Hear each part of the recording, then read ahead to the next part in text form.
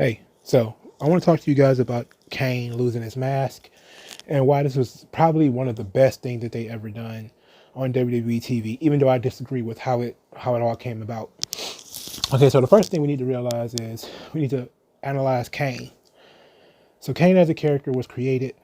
The original idea, of course, was as a superhero. So the original costume had a cape, which is absolutely nonsensical. If you listen to Cornette and Vince McMahon and Bruce Pritchard and all these guys, they talk a lot about Kane being a character that was supposed to be overcompensating for his psychological damage. So he thinks he's the good guy. And he wants to be a superhero because superheroes are considered to be good guys. And that idea was scrapped. But thankfully, right? Because that's a trash ass idea. But the original character was meant to be psychologically damaged. That's the character trait. That's the key to the Kane character, that he's psychologically damaged. They kept that part of it, but they kept him as a psychologically damaged, but they turned him into a Jason Voorhees, Michael Myers horror villain with the red mask and everything. And it works perfectly for that character. The mask and everything worked perfectly for that character because, as Eric Bischoff, who unmasked Juventud Guerrero and Rey Mysterio so correctly, he incorrectly took their masks, but he correctly noted that it's very difficult for you to tell somebody's emotions when they're wearing a mask. And Kane's mask is perfect because, as the character, he did not need to have emotions, and therefore Kane not having a face essentially made perfect sense for that character. So if you look at Kane's mask at his face, this is what he wanted to put forth towards the world. That's what your face is, right? Your face is how you approach the world. And, we always have two faces, our public face and our private face. Our public face is, of course, our face towards the world, and our private face is how we are at home when nobody's watching. So Kane's public face at this time was his mask and his actions, his complete destruction of Undertaker and Mankind and hitting Vader in the head with a wrench and all the other crazy stuff that he was doing in the 97, 98 iteration of Kane. This, of course, reached the peak in 1998 when he won the WWF Championship from Stone Cold Steve Austin. And so he beat Steve Austin in an unconvincing fashion, which doesn't make any sense for a monster heel to need help to beat Steve Austin. I think that was obviously an overprotection of Steve Austin. Then what he did the next night, honestly, was probably some of the worst shit ever because he took the title off of him the next day. He didn't get like a run with it to last till SummerSlam or nothing. He just took the title off of him the next day. But we get into that later. But Kane loses the title, and then it's a almost complete downslope from there, right? Because then 98, Kane failed to beat Steve Austin, who is 6'1", and sure, he's a badass, but come on, Kane is a horror villain monster. He's supposed to destroy Steve Austin, but he couldn't. Next thing you know, Kane is in a tag team with X-Pac. He's doing tag team stuff. He's doing the vocal box thing, which is complete humiliation and embarrassment of the character. And he's doing a love triangle, which is again another humiliation of the character. This stuff is the worst stuff Kane's ever done until he did the corporate Kane. So anybody who tells you, oh, Kane was trash and, when they took his mask off, no, they trashed Kane long before they took his mask off.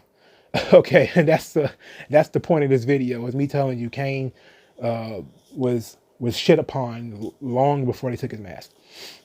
And so then he was in a tag team. Then he floated around as a sort of mid-card baby face for a while. He did the tag team thing with Undertaker, the Brothers of Destruction, which was pretty cool. And it kind of heated Kane back up a little bit. And 2001, Kane really kind of got hot again. He was a solo act. He was Intercontinental Champion again. He was, for the first time, rather. And from previous videos, I've said that giants should never win Intercontinental Championship. Either you're the world champion or you're nothing. Either you're a main event act or you're, a special attraction. But a giant winning the Intercontinental Championship means you're not a special attraction or the main event. So Kane was the Intercontinental Champion for no good goddamn reason. And then he challenged, Triple H. They did the horrible Katie Vick angle, which again humiliated Kane really just, this was obviously the dirt on the grave, not to be, too on the nose, but this was the dirt on the grave, the Katie Vick angle, right? So then fresh from the Katie Vick angle, they do the unmasking, which they did on an episode of Raw, which again should tell you they didn't give a shit about Kane at all, especially during this era. And I didn't watch this live because I was not watching wrestling at this time. But because of the Triple H Reign of Terror thing, so I didn't know Kane had been unmasked until like 2005. But in 2003 is when they unmasked him. And the thing is with the unmasking is it went back to the original purpose of Kane, which is that it's a guy who was born through trauma. We were always told that Kane was burned, he was disfigured, and that's why he wears a mask and he wears, the long bodysuit and all that type of stuff, right? That's why he wore, complete bodysuit, is because he was burned, except for just his arm. Just the one exposed arm is supposed to be the only part of his body that's not burned. But over the years, of course, Kane started changing his uniform, his costume. And we see that both of his arms are fine. We see that his neck is sort of fine, even though we're told that his neck is supposed to be burned along with his chest and his arms, right? We're told that he's burned almost completely. But over the years, we started to see that Kane is not burned, that his arms are fine, his chest is fine. So all we need now to know is whether his face is fine. And then, of course, they unmask him, and we find out that Kane's just ugly. He's not disfigured in a macabre way. So then that's where it goes back to the original concept of the Kane character, that he is psychologically damaged.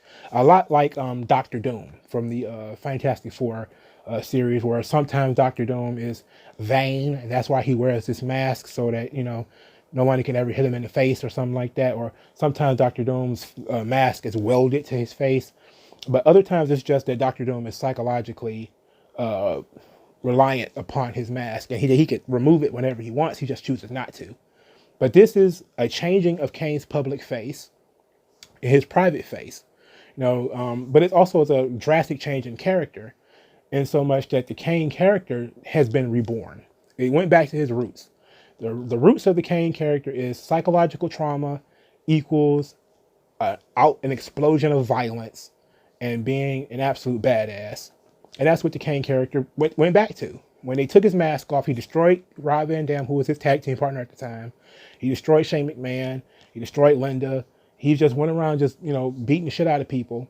They didn't do anything with it, which, of course, was incredibly unfair. I mean, it just shows they don't really care about the Kane character or about the, appropriate character building and storytelling and stuff like that. But Kane went back to his roots when he took his mask off. And for the next 2 years or so, he was fine. I think I'm pretty sure he lost matches in that time because he faced like Goldberg and all those types of people, and there was no way they were going to have Kane beat them, even though it would have made perfect sense for Kane to win the title, especially since he's been reborn. But, the worst thing they did to him, again, was the Attitude Era. And then they did, of course, the corporate Kane, which, of course, shit on him. But my point here is that Kane needed to be unmasked to complete the character's complete rotation, his complete story. Right now, we were told from the beginning that Kane was damaged, and he was burned, and almost died in the fire the Undertaker started. Then we found out that Kane not only lived, but that he was not really appropriately burned because his arms were fine, his chest was fine, his neck was fine. Then we find out that, Kane just kind of wants to be liked, he just wants to have friends and all this type of stuff. And, that kind of folded into because he was friends with Rob Van Dam at the time. And, we find that Kane is psychologically damaged. So the damage isn't physical, it's psychological. And that brings it all the way back to the beginning, that the problem was never that Kane was disfigured. The problem was that he believed he was disfigured, or he believes that he was ugly. And then over time, it just became, he's a hellish creature, So that was really important. It's also important for the longevity of the character, because I don't know how long Kane could have continued to go with that faceless, emotionless mask. Now, they did a lot of stupid shit with Kane, right? Especially after they took his mask off, especially with the Lita storyline, Lita, Matt Hardy, and Edge, and all that type of stuff. That's just nonsense, But Kane needed to emote, and taking his mask off allowed you to not only showed us his private face, which was the face he wanted to hide from everybody, which was his psychological trauma, not his physical trauma, but it also showed us that Kane as a character, or Kane as a person, what he really was. And what he really is a sadistic human being who cannot blame his monstrous behavior on being disfigured. It is, purely his way of approaching the world, that he just has an evil, black way of approaching the world. And I think that was beautiful storytelling. I think they should have waited until WrestleMania to do it.